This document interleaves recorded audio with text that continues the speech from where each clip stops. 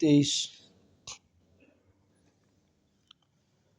اعوذ باللہ من الشیطان الرجیم، بسم اللہ الرحمن الرحیم۔ قل من حرم زینۃ اللہ الذی اخرج لعبادہ والطیبات من الرزق۔ آپ صلی اللہ علیہ وسلم فرما دیجئے، کس نے حرام کیا ہے اللہ تعالیٰ کی زینت کو؟ وہ زینت جو اس نے نکالی ہے اپنے بندوں کے لیے، والطیبات من الرزق، اور پکیزہ ہے رزق میں سے۔ قل ہی للذین آمنوا فی الحیاۃ الدنیا، آپ فرما دیجئے کہ یہ ان لوگوں کے لیے ہے جو ایمان لائے دنیا کی زندگی میں، خالصۃ یوم القیامہ، خالص ہے قیامت والے دن۔ کذالک نفسر الآیات لقوم یعلمون، اسی طرح تفصیل سے بیان کرتے ہیں ہم اپنی آیات کو ایسی قوم کے لیے جو جانتی ہے۔ گزشتہ آیات مبارکہ میں حق سبحانہ و تعالی نے یا بنی آدم یا بنی آدم کے خطاب سے اولاد آدم کو مختلف قسم کے آداب سکھائے کہ مسجد میں جاتے ہوئے تم نے یہ زینت اختیار کرنی ہے، اور اسی طرح ایک دوسرے کے حقوق کے متعلق سوال تھا کہ ایسے تم نے زندگی گزارنی ہے،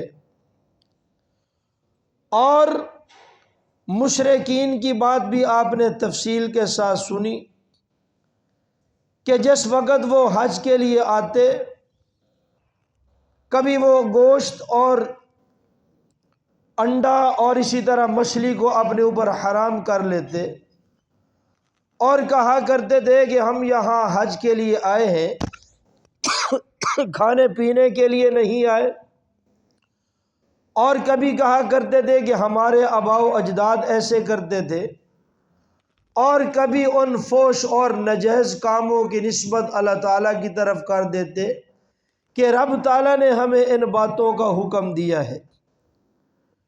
آج کی آیات مبارکہ اور کل آنے والے سبق میں اللہ تعالیٰ نبی پاک صلی اللہ علیہ وسلم کی زبان سے یہی بتلوا رہے ہیں کہ آپ ان سے پوچھیں کہ کن لوگوں نے اللہ تعالیٰ کی حلال کردہ چیزوں کو حرام بنایا ہے۔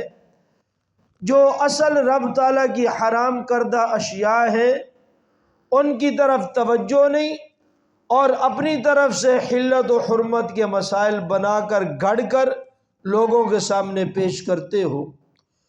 قل، آپ صلی اللہ علیہ وسلم فرما دیجئے، من حرم، کس نے حرام کیا ہے زینت اللہ، اللہ رب العزت کی زیب و زینت کو، یعنی رب تعالیٰ نے اپنے بندوں کے لیے لباس کا پاک ہونا، لباس کا صاف ستھرا ہونا، اور اسی طرح زیب و زینت اختیار کرنا، صاف اور اچھا بن کے رہنا۔ جو اللہ کا محبوب بندہ بننا چاہتا ہے، صاف لباس اور ظاہر باطن کو صاف رکھے گا، یہ گویا کہ رب تعالیٰ کی طرف سے عطا کردہ زینت ہے۔ اور کون ہے جس نے اللہ تعالیٰ کی عطا کردہ زینت کو حرام کیا؟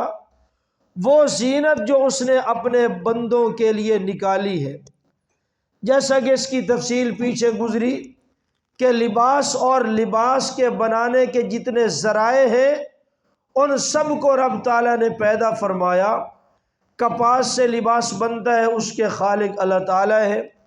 پھر کپاس جو ہے وہ زمین سے نکلتی ہے، اس کی طاقت اللہ ہی کے پاس ہے۔ پھر اسی طرح کپاس کے نکلنے میں بارش کی ضرورت ہے، اس کا خالق مالک جو ہے وہ اللہ ہے۔ تو اللہ پاک فرماتے ہیں کہ وہ زینت جو اس نے اپنے بندوں کے لیے نکالی ہے، اس پر حرمت کا حکم کون لگا سکتا ہے؟ والطیبات من الرزق، اور رب تعالیٰ کی ذات تو وہ ذات ہے جس نے پکیزہ رزق میں سے لوگوں کو عطا فرمایا ہے کہ یہ کھاؤ اور اس سے باز رہو۔ اللہ تعالیٰ نے جتنی چیزیں حلال فرمائی ہے، دنیا کی کوئی طاقت جو ہے ان کو حرام نہیں کر سکتی۔ مثال کے طور پر دودھ حلال ہے، اس کو کوئی حرام نہیں بنا سکتا۔ شہد حلال ہے، اس کو کوئی حرام نہیں کر سکتا۔ گوشت جو ہے وہ حلال ہے، اس کو کوئی حرام نہیں بنا سکتا۔ اور دنیاوی جتنی سبزیاں اور ترکاریاں ہیں وہ سارے کے سارے رزق ہیں جو اللہ تعالیٰ نے اپنے بندوں کو عطا فرمائے۔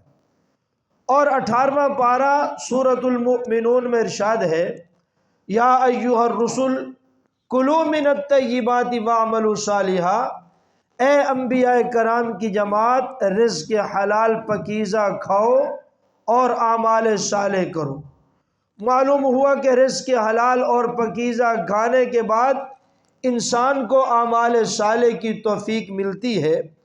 اگر ہم سے تہجد چھوٹ رہی ہے، ہم سے تکبیر اولیٰ جو ہے چھوٹ رہی ہے، مسجد میں آنے کو جی نہیں چاہتا اور آنکھ نہیں کھلتی، غفلت ہو جاتی ہے، قرآن شریف کی تلاوت کو دل نہیں کرتا، درود پاک استغفار تسبیحات ثلاثہ سے جی اکتاتا ہے، تو اس کی مین وجہ یہی ہے کہ ہماری خوراک میں کوئی نہ کوئی ایسی چیز داخل ہو جاتی ہے کہ ہمیں پتہ بھی نہیں ہوتا، جس کی وجہ سے اعمال اور ہمارے درمیان اندھیرا اور رکاوٹ جو ہے وہ آ کر چھا جاتی ہے۔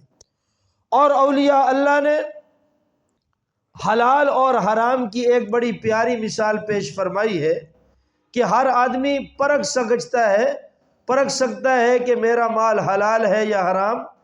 مشائخ فرماتے ہیں جس آدمی کا مال اللہ کے راستے میں لگتا ہے اور اس کا جی چاہتا ہے کہ میں اللہ کے راستے میں اپنا مال لگاؤں اور نادار لوگوں کی خدمت کروں، تو وہ سمجھ لے کہ اللہ تعالیٰ نے جو اس کو روزی رزق دیا ہے وہ حلال کا ہے۔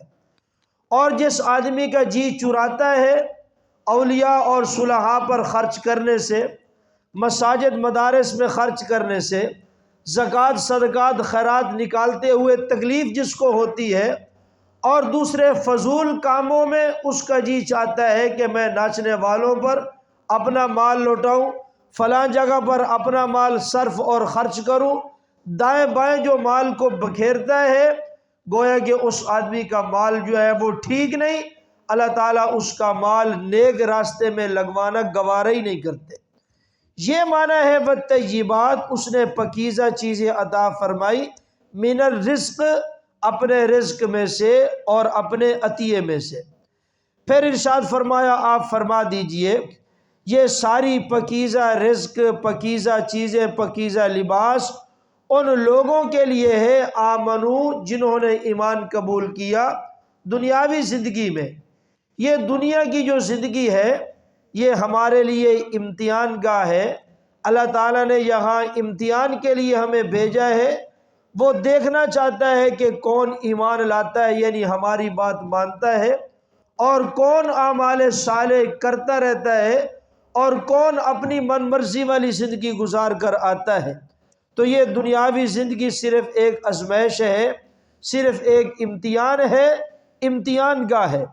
خالصۃ یوم القیامہ، اور اصل خالص اخلاص جو ہے وہ اللہ ہی کے لیے، یہاں دنیا کے اندر بھی دین خالص اللہ کے لیے ہے، اور قیامت والے دن بھی اسی دین کے خلوص پر جو اللہ کے لیے ہے فیصلے ہوں گے کہ کس نے کیا کھویا، کیا پایا، کھوٹا کیا ہے اور کھرا کیا ہے۔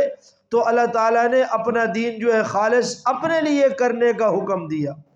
23واں پارہ سورۃ زمر میں ارشاد ہے الا للہ الدین الخالص، خبردار دین جو ہے وہ خالص صرف اللہ ہی کے لیے ہے، اللہ کی ذات صفات افعال میں کسی اور کو ہرگز شریک مت کرو۔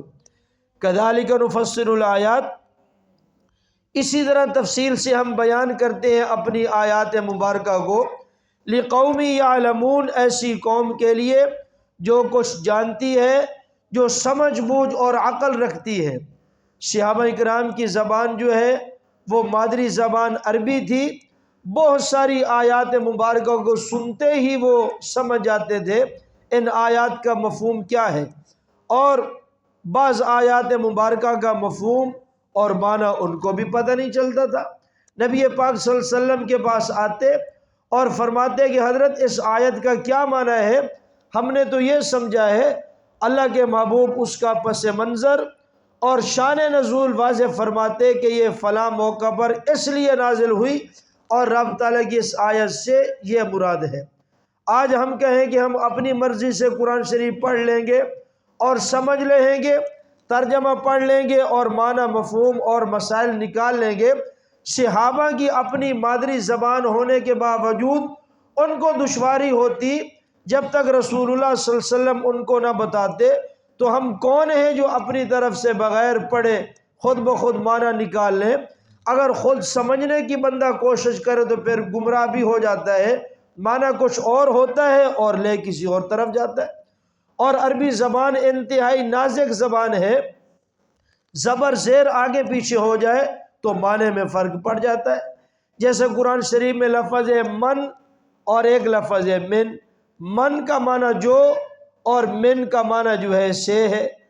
اسی طرح اور بے شمار الفاظ ہیں، ہا کی جگہ ہا پڑھ دیں معنی بدل جاتا ہے، اور اسی طرح سواد کی جگہ سین پڑھ دیں معنی بدل جاتا ہے۔